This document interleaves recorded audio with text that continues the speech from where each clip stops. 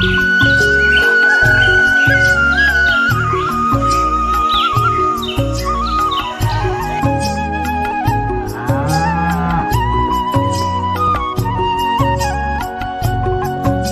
समय की बात है, एक गांव में मोहन नाम का एक गरीब किसान अपनी पत्नी सरला और अपने बूढ़े पिता रामलाल के साथ एक टूटे फूटे छोटे से घर में रहते थे।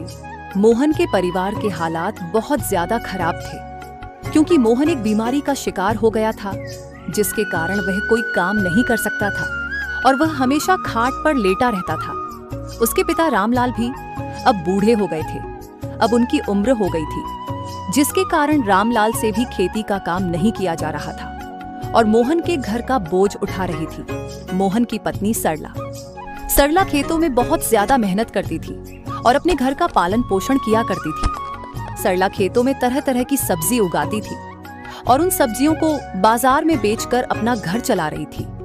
वह हर रोज ताजा ताजा सब्जी तोड़कर अपने गांव के बाजार में बेचने जाती थी और अच्छी अच्छी सब्जी बेचती थी और अच्छा खासा मुनाफा कमाती थी और सारे गांव वाले सरला से ही सब्जियां खरीदते थे और फिर गांव वाले सरला के पास सब्जी खरीदने आते हैं। सब्जी ले लो, ताजा ताजा सब्जी ले लो, अच्छी अच्छी सब्जी ले लो, सब्जी ले लो। इस प्रकार सरला आवाज लगाती है और सब्जी बेचती है। फिर गांव वाले सरला के पास आते हैं और कहते हैं, अरे सरला बहन, कैसी हो? और मोहन भाई कैसा है? मैं ठीक हूँ भैया, और वे भी ठीक हैं। अच्छा, तो सरला बहन, मुझे कुछ सब्जियां खरीदनी थी, तो बताओ टमाटर और आलू का क्या भाव है? भैया, टमाटर 40 और आलू 30 रुपए किलो हैं। तो सरला बहन, मुझे 1 किलो टमाटर और 1 किलो आलू दे दो और अच्छे अच्छे देना बहन। ठीक है भैया, अभी देती हूँ और अच्छी अच्छी ही दूंगी।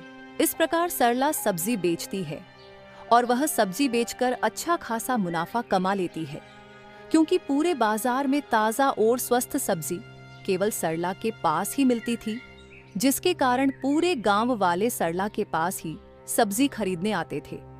फिर पूरे दिन सब्जी बेचने के बाद शाम होते ही सरला अपने घर वापस आ जाती है और फिर घर आते ही सरला के पिता रामलाल, अरे बेटा, तुम आ गई हो। आज बहुत देर कर दी तुमने। हाँ पिताजी, आज दुकान पर भीड़ बहुत ज्यादा थी, तो आज थोड़ी देर हो गई। कोई बात नहीं बेटा, चलो ये बताओ, आज का दिन कैसा रहा? आज कितनी सब्जी बिकी है बेटा? आज का दिन बहुत अच्छा था पिताजी, और आज अच्छी खासी सब्जी बिकी थी। साथ में आज कमाई भी ठीक ठाक हुई है। इस प्रकार वे दोनों आपस में बातचीत करते हैं और रामलाल सरला से सारी बात पूछता है। फिर अगले दिन सुबह होते ही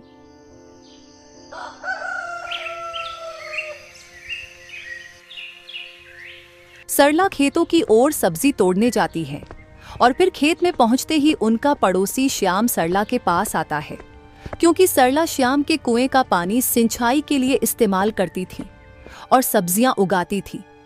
फिर यह सब श्याम से देखा नहीं गया और वह सरला से जलने लगा। फिर वह सरला से कहता है, अरे सरला बहन, अब मैं तुम्हें कुएं का पानी नहीं दे सकता हूं। अब हमारे कुएं में पानी कम हो गया है और साथ में गर्मी का मौसम भी आ रहा है, तो हम कुएं का पानी पीने के लिए बचा कर रखेंगे। अब तुम किसी और से सिंचाई के लिए पानी ले लो, लेकिन अब मैं अपने कुएं का पानी नहीं दे सकता। ऐसा मत करो श्याम भैया, गर्मियों का मौसम आने में तो बहुत समय पड़ा है, तब तक हम क्या करेंगे? अगर आप कुएं का पानी नहीं दोगे तो हमारी पूरी फसल खराब हो जाएगी। बिना पानी तो सब कुछ नष्ट हो जाएगा। कुछ तो रहम करो श्याम भैया, ऐसा मत करो। अरे मैं कुछ नहीं जानता हूं, वो सब तुम्हारी समस्या है, उसे तुम लोग खुद झेलो। अगर तुम्हारी फसल नष्ट होगी तो इसका मेरे पास कोई समाधान नहीं है। अब मेरे कुएं में पानी कम हो गया है, तो मैं अब तुम लोगों को पानी नहीं दे सकता हूं। तुम कहीं और से पानी ले लो, बस बात खत्म। अरे भैया, कुछ तो रहम करो। अगर आप अपने कुएं का पानी नहीं दोगे तो हमारी फसल का क्या होगा, और साथ में हमारा क्या होगा? हमारा तो घर चलाने का बस यही एक साधन था। ऐसा मत करो श्याम भैया। मैं कुछ नहीं जानता हूं और मुझे कुछ नहीं सुनना है। मुझे जो कहना था वो मैंने कह दिया है। अब मैं चलता हूँ। ऐसा बोलकर श्याम वहां से चला जाता है।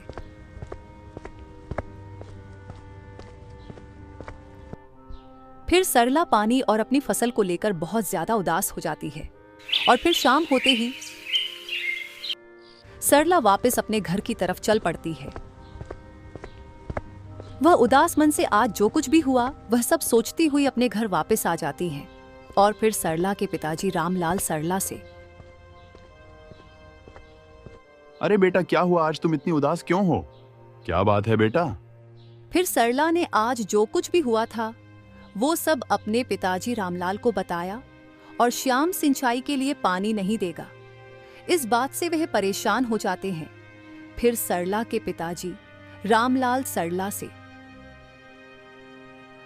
अरे बेटा, तुम चिंता मत करो, मैं कल ही श्याम से बात करूंगा, शायद वो मेरी बात मान ले। इस प्रकार वे दोनों आपस में बातचीत करते हैं और फिर अगले दिन सुबह होते ही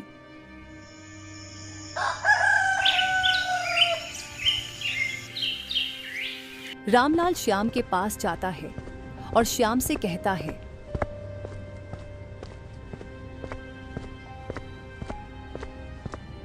अरे श्याम, तुमने कुएं का पानी देने से मना क्यों कर दिया भाई? अब तो बस थोड़े दिन की ही बात थी, बाद में पानी की भी जरूरत नहीं थी। लेकिन भाई, अब पानी नहीं मिला तो हमारी फसल तो नष्ट हो जाएगी। हमें बस थोड़े दिन और पानी दे दो भाई। अरे रामलाल काका, अब मैं आपको पानी नहीं दे सकता हूँ क्योंकि अब मेरे कुएं का पानी कम हो गया है। साथ में अब आगे गर्मियों का मौसम भी आने वाला है, तो गर्मियों के लिए पानी बचाकर रखना पड़ेगा। अगर आपको मैं पानी दे दूंगा तो हम क्या करेंगे? फिर हम कहां से पानी लाएंगे? अरे भाई, गर्मियों का मौसम आने में तो बहुत समय बाकी है, तब तक हम क्या करेंगे? ऐसे में हमारी फसल तो खराब हो जाएगी भाई। अब तो बस कुछ दिन की ही बात थी। अरे रामलाल काका, तुम्हारी समस्या तुम खुद झेलो, मेरे पास इसका कोई समाधान नहीं है। लेकिन अब मैं आप लोगों को पानी नहीं दे सकता हूं। इस प्रकार रामलाल काका के लाख जतन करने पर भी श्याम अपने कुएं का पानी नहीं देता है और वह मना कर देता है। फिर रामलाल उदास मन से वापस अपने घर आ जाता है और फिर सरला अपने पिता रामलाल से, क्या हुआ पिताजी? श्याम भैया ने कुएं का पानी देने से मना कर दिया क्या? हाँ बेटा, श्याम ने अपने कुएं का पानी देने से मना कर दिया है। अब क्या करें बेटा? अब हमारा और हमारे खेतों का क्या होगा? ऐसे में तो हम भूखे मर जाएंगे। आप चिंता मत करो पिताजी, ऊपर वाला सब ठीक कर देगा। आप बस उन पर भरोसा रखो पिताजी। हाँ बेटा, बोल तो तुम सही रही हो। चलो, जो होगा वो देखा जाएगा। इस प्रकार वे रामलाल और सरला दोनों आपस में बातचीत करते हैं और दोनों बहुत ज्यादा उदास हो जाते हैं क्योंकि अब उनकी फसल का नष्ट होना तय था और श्याम ने अब पानी देने से भी मना कर दिया था। अब उन लोगों के पास पानी का कोई साधन नहीं था। फिर अगले दिन सुबह होते ही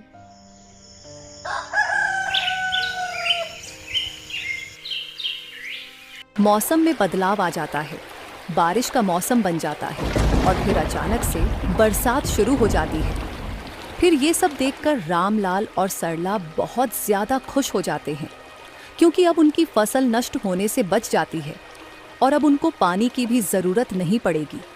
फिर सरला अपने पिता रामलाल से, अरे पिताजी, देखो आज बारिश आ गई है, अब हमें पानी की आवश्यकता नहीं होगी और अब हमारी फसल भी नष्ट नहीं होगी।